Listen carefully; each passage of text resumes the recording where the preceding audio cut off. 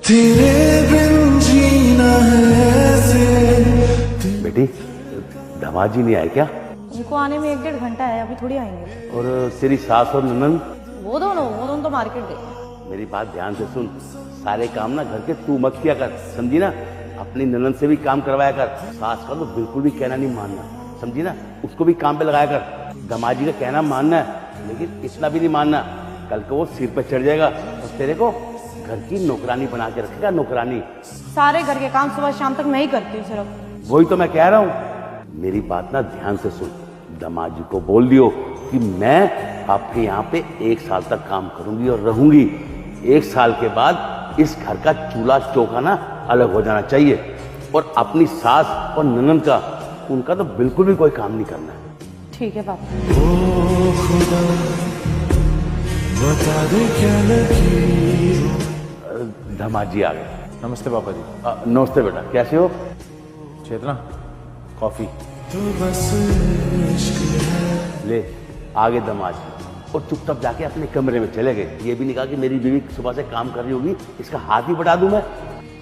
पापा इन लोगों ने तो मुझे नौकरानी ही समझ लिया है। देखते तक नहीं कि मैं कोई काम करूँ तो हाथ बटा दे। तू एक काम कर, तू ना अब अंदर जा और दामाद जी के सामने ना बहाना लगा कि मैं सुबह से काम कर करके मर गई हूँ, कमर दर्द कर रही है, मेरा सिर दर्द कर रहा है, मेरी सास और ननद कोई मेरा काम में हाथ नहीं बढ़ाता है। यही करना पड़ेगा, उनको पता तो चले कि सुबह से शाम तक कितना काम करती हूँ, और उनकी माँ और बहन कैसे टॉर्चर कर रहे हैं मुझे। जा बेटी जा। फानों में भी दिल को मिल। पागल हूँ मैं? घर के सारे काम मैं ही करूँ, नौकरानी हूँ? सुबह से शाम तक लगी रहती हूँ, लेकिन किसी को दिखता नहीं है। पकड़ो अपनी कॉफी, मंडे खत्म नहीं होती है। ऑफिस से आओ तो सीधा कॉफी चाहिए।